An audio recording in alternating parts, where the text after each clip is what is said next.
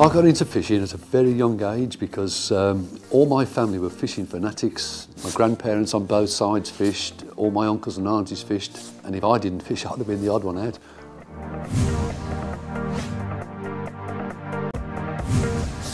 Do you know, it's hard to say which is my favourite place to fish. There's just so many of them, but I think I could sum it up by saying that anywhere that's got a bit of a magic feel to it, it could be the local canal, it could be up on the Baltic Sea, but as long as it's got that magic special feel to it, I'll class that as one of my favourite places. It's nothing to do with the fish and what you catch, it's just the atmosphere of the place, to me.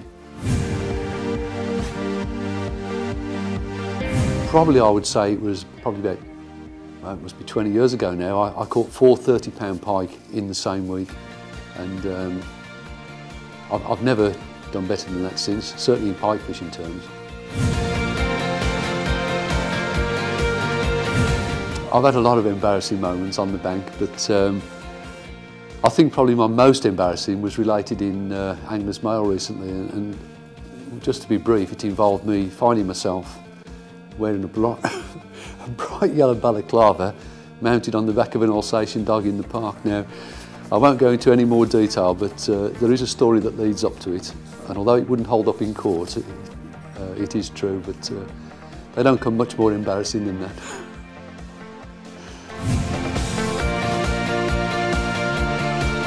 I think the best bit of advice you can give to anyone really is not to think that you know it all.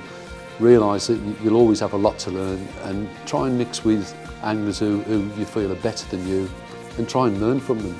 You can learn so much from the other anglers around you.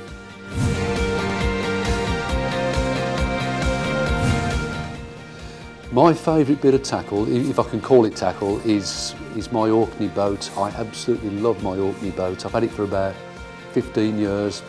It's like a second home. I've enclosed the coddy and I've got my bed in there, my cooker. And when I'm out on the river with all my rods out or trolling up and down, I can just turn off from the rest of the world. And so yeah, my Orkney boat, that's my favourite.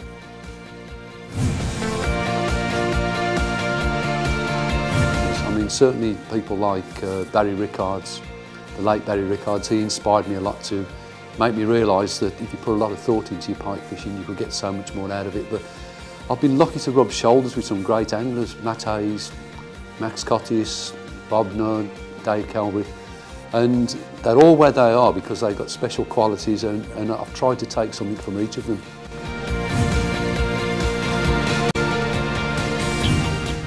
That's a tricky one, that is. I mean, funny things always seem to happen to me when I'm on the bank.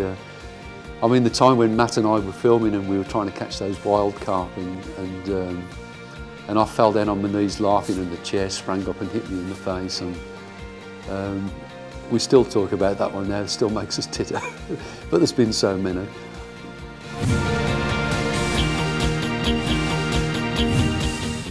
Because I've been so busy in my work, I think I've drifted away, and I've started to lose the magic that is actually involved in fishing. And I've almost become a little bit robotic going fishing.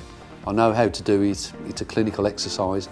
I just want to return to that feeling of you have when you first start, and just see the magic in fishing again for what it is.